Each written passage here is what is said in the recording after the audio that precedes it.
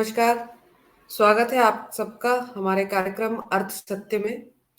सबसे पहले तो धन्यवाद आप सबको कि आपने हमें बहुत प्रोत्साहन दिया, बहुत सराहा, आपके सुझाव हमें मिले, आपके कमेंट्स हमें मिले, उसके लिए बहुत-बहुत तहे दिल से धन्यवाद। और आपके जितने भी सुझाव आए हुए हैं कि हम किस चीज़ों को लेके कार्यक्रम करें, उस पर हम ध्यान दे रहे हैं, अमल कर रहे हैं और थोड़ा रिसर्च और एनालिसिस भी कर रहे हैं क्योंकि आपको हम वो जानकारियाँ देना चाहते हैं जो कि टिप्स या सजेशंस ना हो। हम ये चाहते हैं कि इस कार्यक्रम के माध्यम से आप वो चीज़ें जानें जिससे आपको सवाल उठाने में और चीज़ों को समझने में ज़्यादा मदद मिले। देखिए जो राइटर युval नोआ हरारी हैं, उन्होंने 3 किताबें लिखी हैं, सेपियंस, होमो डूअस और 21 lessons for the 21st century. उनका कहना ये है कि इस समय में सबसे बड़ा खतरा इंसान को जो है, वो है कि उसका फ्री विल जो है उससे छिन गया है। फ्री विल मतलब हमें ऐसा लगता है हम अपना जीवन का निर्माण स्वयं करते हैं। हमारे डिसीजंस, हमारे निर्णय जो हैं, हमारा जीवन बनाते हैं और हमें ऐसा लगता है कि ये हमारा फ्री विल है।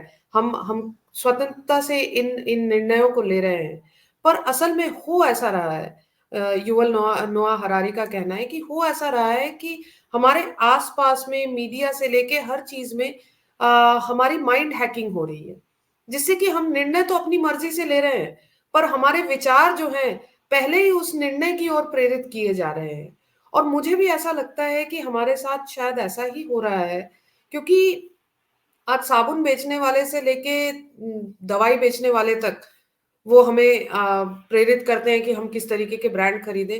और सिर्फ यही नहीं, आज की डेट में जो पॉलिटिकल आइडियोलॉजीज़ भी हमें बताई जाती हैं और जो हमें रिझाया जाता है पॉलिटिकल आइडियोलॉजीज़ देके या किसी फाइनेंशियल सिस्टम के प्रति हमें प्रेरित किया जाता है, उकसाया जाता है कि हम इन चीज़ों पर अमल करें।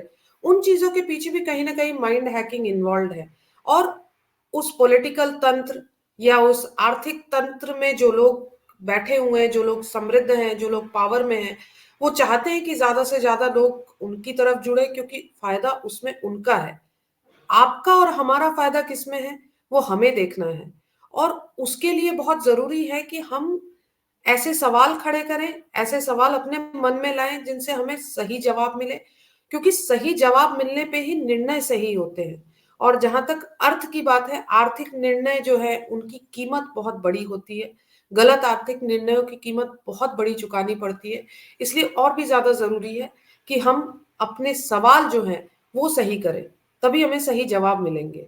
और इसी के अंतर्गत हम वार्तालाप करेंगे राजीव रंजन सिंह से। राजीव रंजन सिंह जी हमारे साथ जुड़ चुके हैं।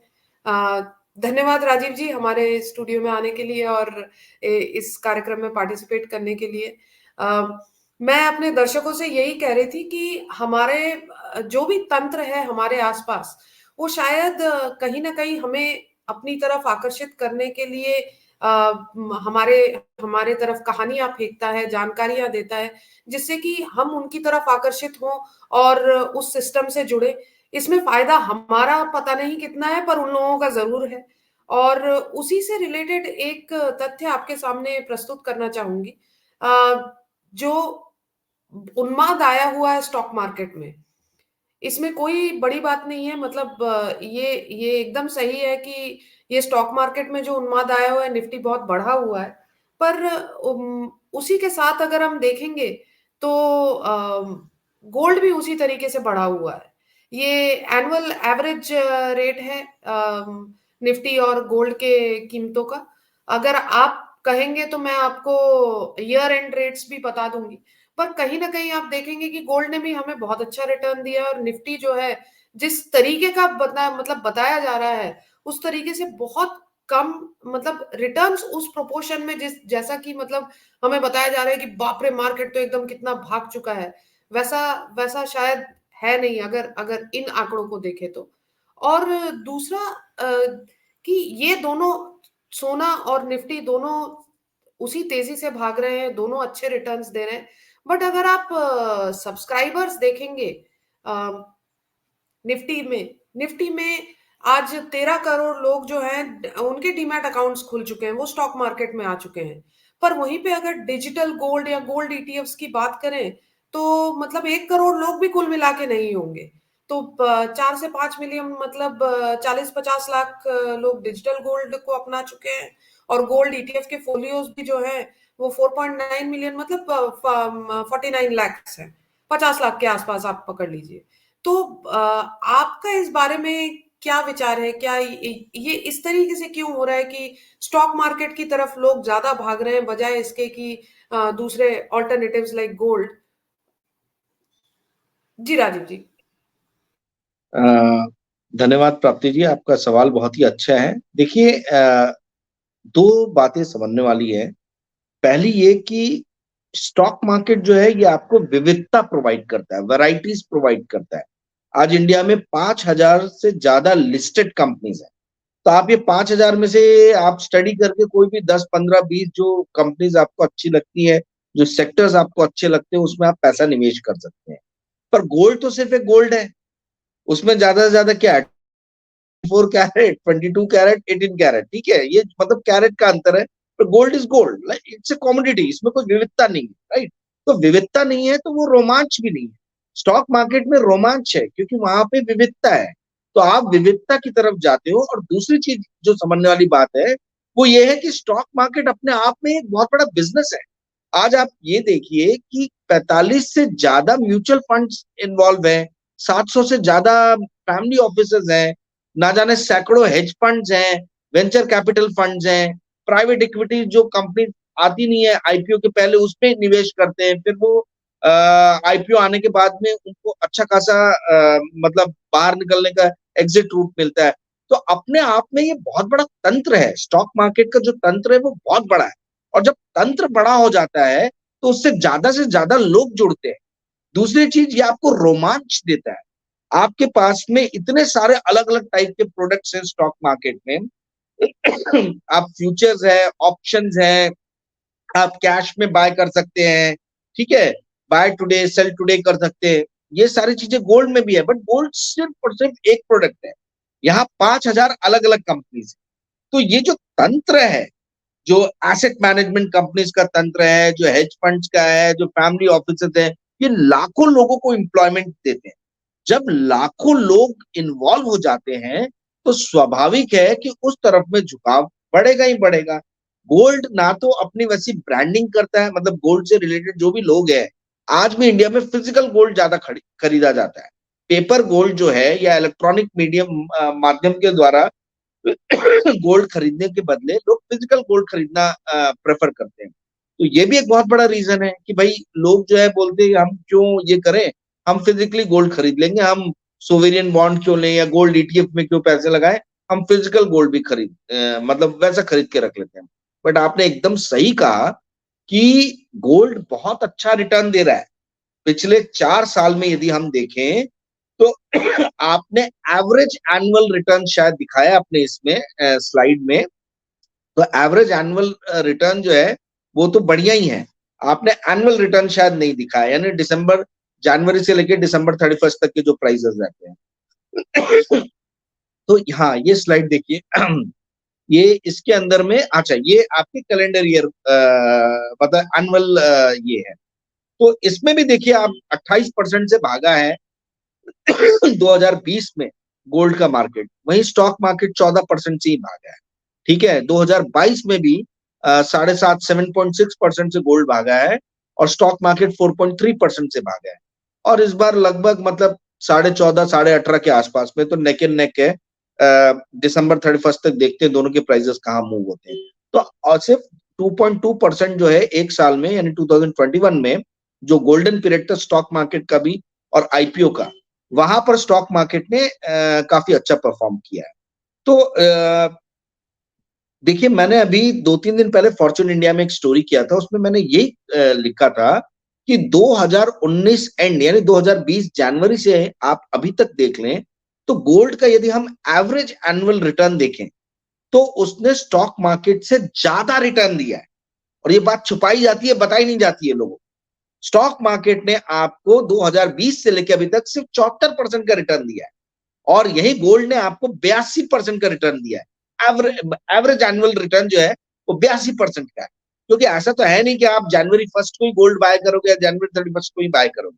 और गोल्ड में भी क्या है, दिल्ली शहर में अलग प्राइस है, बॉम्बे में अलग है, स्टॉक में तो जो एक्सचेंज में एक प्राइस है वो प्राइस है, पर अलग अलग शहरों के अंदर अलग अलग प्राइस है। एक्सचेंज में अगर आप एमसीएक्स में बाय करते हो तो एमसीएक्स के प्राइसेस आपके शहर में जो भी प्राइस प्रेवलेंट है उससे 700-800 रुपए ऊपर ज्यादा होता है। वो ध्यान रखने की जरूरत है। यानी एमसीएक्स में कम रहता है और बाहर आप जाके खरीदने जाओगे तो वो आपको ज्यादा मिलेगा। ओके, तो कहने का अर्थ ये है कि गोल्ड जो है, गोल्ड ने रिटर्न बहुत अच्छा दिया है, बट गोल्ड की वैसे एडवर्टाइजिंग करना, ब्रांडिंग करना में वो फैशन नहीं है। और ना गोल्ड में बहुत ज्यादा लोग इन्वॉल्व हैं। ठीक है, हमारे दादा पुरखे पूर्वज सभी लोग गोल्ड बाय करते थे, तो उसमें नयापन क्या है? उसमें आप कैसे बताओगे कि भाई आप फैशनेबल प्रोडक्ट में इन्वेस्ट कर रहे हो? पर स्टॉक मार्केट जब आप बोलते हो तो स्टॉक मार्केट से लगता है कि भाई बहुत ज्ञान कहीं से आप ला रहे हो और ज्ञान अर्जित करके आप इन्वेस्ट कर रहे हो, सेलेक्ट करके इन्वेस्ट कर रहे हो, तो उसमें आपको अपना इंटेलेक्चुअल प्रोवेस दिखाने का भी मौका मिलता है, जो गोल्ड में आपको नहीं मिल पाता। जी प्राप्ति। तो कहने का मतलब ये है कि गोल्ड जो है वो स्टॉक मार्केट के मुकाबले इतना पॉपुलर इसलिए नहीं है क्योंकि उसमें रोमांच कम है, क्योंकि उस वो उतनी बड़ी इंडस्ट्री नहीं है कि लोग, मतलब मेरा जो इंट्रोडक्शन ही ये था कि कहीं ना कहीं एक तंत्र को फायदा पहुंचता है तभी लोगों को अपने साथ जोड़ना चाहता है। तो स्टॉक मार्केट का जो तंत्र है वो बहुत बड़ा है। मतलब म्यूचुअल फंड्स है, आपके फंड हाउसेज है, आपके ब्रोकरेजेस है, तो बहुत सारे लोग पैसा कमा रहे हैं। तो वो पैसा तभी कमाएंगे जब ज्यादा से ज्यादा लोग उनके साथ जुड़े और स्टॉक मार्केट में इन्वेस्ट करें, राइट। और इसीलिए शायद हमारे दिमाग में हमें ये बताया जाता है कि भाई gold is not that fashionable, जबकि डिजिटल गोल्ड है, गोल्ड ईटीएफ्स है, गोल्ड म्यूचुअल फंड्स भी है। पर हमें उनके बारे में ज्यादा जानकारियां दी नहीं जाती क्योंकि फायदा, हमारे फायदे से किसी को कोई लेना देना नहीं है, फायदा कहीं और ज्यादा हो रहा है। मतलब मैं ये नहीं कहूंगी कि शायद हमें फायदा नहीं होता है स्टॉक मार्केट से, बट हमें वो रैशनल डिसीजन लेने का मौका नहीं मिलता है। क्योंकि अब मैं अगर इन्वेस्टमेंट कर रही हूं तो रोमांच दूर दूर से मेरे दिमाग में नहीं है। मतलब मुझे पैसे बनाने हैं, मुझे अपने पैसों का सदुपयोग करना है जिससे कि वो ढंग से ग्रो करे। मतलब मुझे एडवेंचर नहीं चाहिए।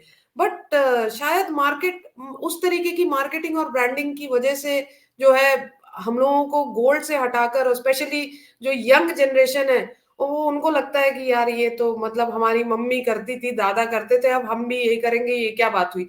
तो मतलब आप इन्वेस्टमेंट नहीं कर रहे हो, आप एडवेंचर चाह रहे हो अपनी लाइफ में, जो कि होना नहीं चाहिए। पर यू नो इंसान रैशनल नहीं होता है। हम रैशनल नहीं है, हम इमोशनल बीइंग्स है एज अ स्पीशीज। बट ये जो आपने मार्केटिंग और ब्रांडिंग और इस तंत्र की बात की, तो ये जो आईपीओज में जिस तरीके का उछाल आया आईपीओज में, क्योंकि अब गोल्ड तो अब उसके प्राइसेस बढ़े हैं, पर एट द सेम टाइम आप देखेंगे कि स्टॉक्स के और स्पेशली आईपीओस के, ऐसी कंपनीज जिनके बारे में सुना नहीं, जो प्रॉफिट उतना नहीं बना रही है, तो उसकी तरफ भी लोग भाग रहे हैं। तो क्या यही तंत्र कहीं ना कहीं उन्हें मोटिवेट कर रहा है? क्या क्या हो रहा है? जी, ब्रांडिंग और मार्केटिंग तो बहुत बड़ा हिस्सा है ही आईपीओ का, क्योंकि आईपीओ कोई साधारण नहीं है, बहुत खर्चीला गेम है। आप ये देखिए कि जो इन्वेस्टमेंट बैंकर्स इन्वॉल्व रहते हैं, जो आईपीओ लेके आते हैं, 6 से 7% तो उन्हीं की फीस रहती है। ठीक है, तो अगर 100 करोड़ का आप आईपीओ लाए तो 7 करोड़ तो सीधा इन्वेस्टमेंट बैंकर्स को चले गए।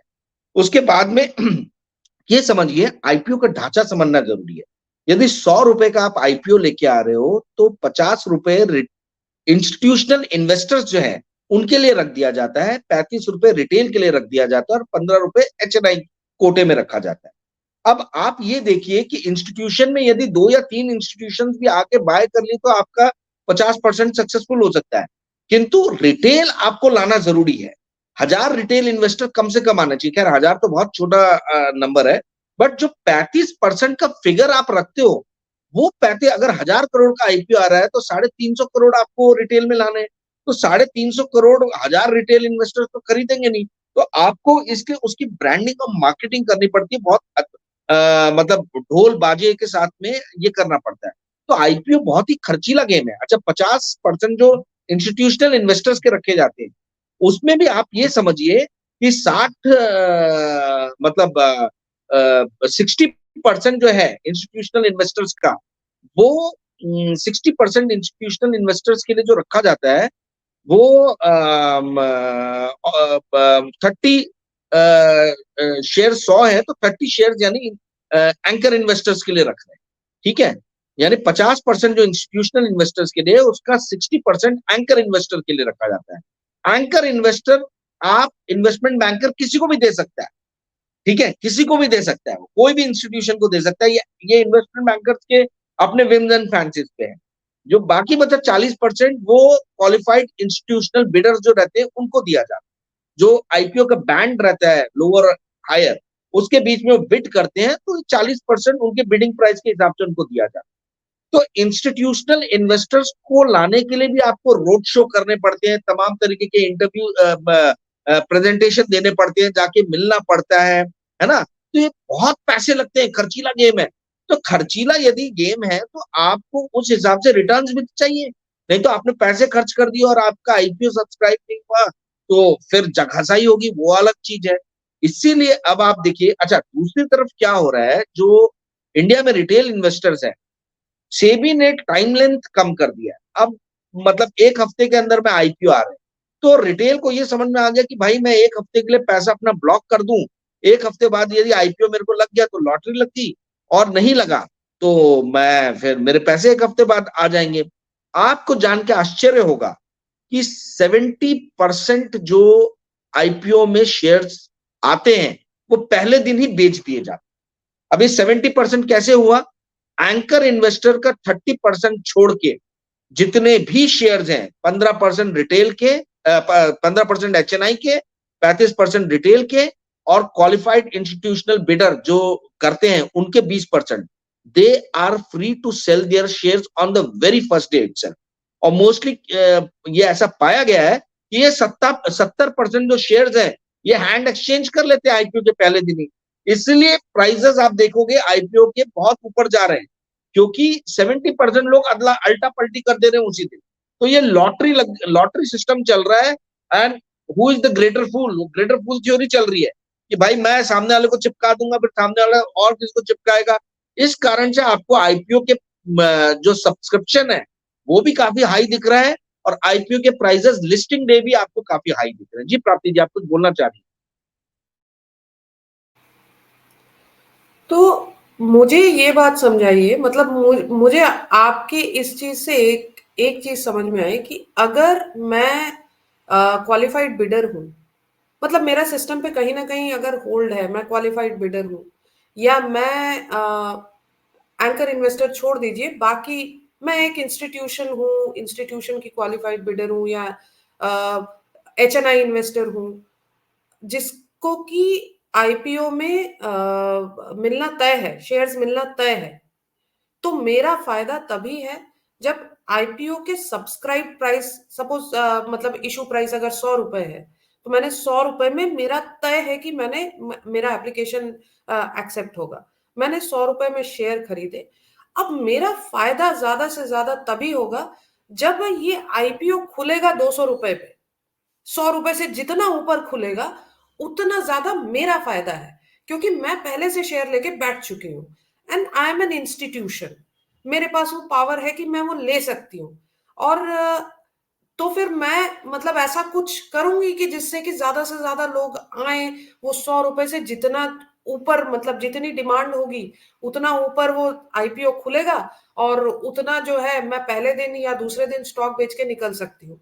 क्या मेरा ये आकलन सही है? एकदम सही आकलन है। देखिए, इसलिए आप देखिए जो मैंने आपको बताया कि 70% यानी 15% एचएनआई का, 35% रिटेल का, और जो 20% क्वालिफाइड इंस्टीट्यूशनल बिडर्स हैं, इनका 70% शेयर तो अल्टा पल्टी पहले दिन ही हो जाता है। और जो एंकर इन्वेस्टर जिनको की शेयर्स मिलते हैं इन्वेस्टमेंट बैंकर्स द्वारा, वो एंकर इन्वेस्टर्स को 50% शेयर्स अपने जो उनको मिले हैं वो 1 महीने बाद ही वो बेच सकते हैं। And they are entitled to sell the rest 50% after 6 months. तो आप ये देखिएगा कि जब भी कोई आईपीओ को 6 महीने हो जाता है, तो आप देखिएगा कि उसके प्राइसेस धीरे धीरे ढलने लगते हैं, और 1 साल हो जाता है तो बिल्कुल ही ढलान पे आ जाता है। खैर इस पे हम बाद में चर्चा करेंगे, ये अलग ही अपने आप में बहुत बड़ा मुद्दा है। पर कहने का अर्थ ये है कि आपने एकदम सही पकड़ा, जिन भी लोगों के हाथ में आईपीओ आ रहा है, चाहे इंस्टीट्यूशन हो चाहे रिटेल हो, ये उनके इंटरेस्ट में है कि कितने ऊपर लिस्टिंग प्राइस हो, ठीक है। तो उसके लिए वो तमाम तरीके के तंत्र अपनाते हैं, तमाम तरीके की ब्रांडिंग करते हैं। जैसे एलआईसी आईपीओ, मुझे याद आ रहा, 1.5 साल पहले मैंने एक स्टोरी किया था कि बहुत सारी कंपनीज ऐसी हैं, एलआईसी था, प्रूडेंशियल करके कंपनी थी एडवाइजरी की, वो हो गई। इन सब कंपनीज के जो डिलीवरी हो गया, इन सब में बोगस एप्लीकेशन हुए थे। बोगस एप्लीकेशन मतलब 40-40% एप्लीकेशन जो आईपीओ के आए थे वो बोगस आए थे। वो बोगस क्यों आए थे? क्योंकि इनको दिखाना था कि हमारा सब्सक्रिप्शन बहुत हाई गया है, बहुत सारे लोगों ने हाई, मतलब पहले दिन ही हमारा 100% सब्सक्रिप्शन हो गया है, दूसरे दिन जो है 4 गुना हो गया है, पांचवें दिन जो है 20 गुना, 20 टाइम्स सब्सक्रिप्शन हो गया है। तो क्या है, लोग ये सब न्यूज को देखते रहते हैं, न्यूज को देख देख के ये और अप्लाई करते कि अरे बाप रे, इतने टाइम सब्सक्राइब हो गया, इतना ज्यादा सब्सक्राइब हो गया, चलो मैं भी हिस्सा ले लेता हूँ इसमें। क्योंकि जब इतने लोग आ रहे हैं तो क्वाइट ऑब्वियस है कि ये लिस्टिंग इसका बड़ा हाई होगा, तो लिस्टिंग हाई होगा तो 5 दिन बाद मेरी लॉटरी लगनी ही लगनी है। तो ये पूरा खेल है, ये तंत्र है। ये लोगों को समझना बहुत जरूरी है कि भाई आप पहले दिन का जो न्यूज में दिखाते हैं कि सब्सक्रिप्शन इतना परसेंट हो गया, दूसरे दिन दिखा रहे हैं इतना परसेंट हो गया, ये सब झांसे में ना फंसे। आईपीओ को पढ़ के समझ के इन्वेस्ट करना बहुत जरूरी है। खैर अभी तो पूरा लॉटरी सिस्टम चल रहा है और ग्रेटर पूल थ्योरी चल रही है कि भाई ले लो, ये तो ऊपर ही खुलना है, हम किसी और को चिपका देंगे। ये बुल रन है, मैसिव बुल रन है। अभी बुल रन जिस दिन बंद होगा उस दिन ये सारी चीजें बराबर हो जाएंगी। तो समझने की बात यह है कि आईपीओ मार्केट मेरी नजर में, मेरे हिसाब से बहुत ही इरेशनली रन हो रहा है, और रेगुलेटर को, सेबी को इसके ऊपर में ध्यान देना चाहिए, इस पर जांच करनी चाहिए। जी प्राप्ति। तो मुझे ऐसा लगता है कि यहीं पे हमें अपना डिस्कशन कंक्लूड करना चाहिए। आईपीओ के ऊपर हम एक विस्तृत में एक एपिसोड करना चाहेंगे विस्तार में, जहां पे आंकड़ों के साथ हम बात करेंगे, क्योंकि ये बहुत बड़ी बात है। बट आज का जो कंक्लूजन मुझे ऐसा लगता है कि ये निकला है कि भाई हमारी माइंड हैकिंग वाकई में हो रही है, और जहां पे भी हमें एक सिस्टम की तरफ बढ़ने के लिए प्रेरित किया जा रहा है, तो हमारे दर्शकों को ये सोचना चाहिए कि ये इसमें किसका बड़ा फायदा है। हो सकता है मेरा भी हो, बट किसी और का फायदा जरूर है। आपके लिए कोई आपके लिए धर्म कर्म करने बैठा नहीं है कि आपको बहुत अच्छी मतलब everybody is there to sell something. So चाहे वो, और साबुन का विज्ञापन हो तो हमें समझ में आ जाता है, बट फाइनेंशियल चीजों के बारे में हमें नहीं उतने अच्छे से समझ में आता है, क्योंकि बहुत सारी मीडिया स्टोरीज चलती हैं, वो पीआर चलता है, जो कि हमें एडवर्टाइजिंग बिल्कुल नहीं लगता है। तो हमें हमें इस चीज के लिए हमें अपने दिमाग में ये सवाल खड़े करने चाहिए सबसे पहले, कि ये जो आंकड़े हम देख रहे हैं या ये कहानी जो हम देख रहे हैं, वो हम क्यों देख रहे हैं, और मुझे ये क्यों दिखाया जा रहा है। क्या इसमें मेरा कोई फाइनेंशियल निर्णय लेने के लिए मुझे प्रेरित किया जा रहा है कि नहीं।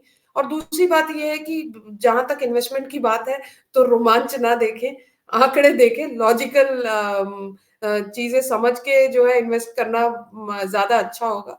तो उसी के साथ मैं कार्यक्रम को कंक्लूड करना चाहूंगी, और अगले बार फिर आईपीओस को लेकर डिस्कशन करेंगे। आप सबका बहुत बहुत धन्यवाद हमें देखने के लिए। कमेंट्स भेजते रहिए। Thank you.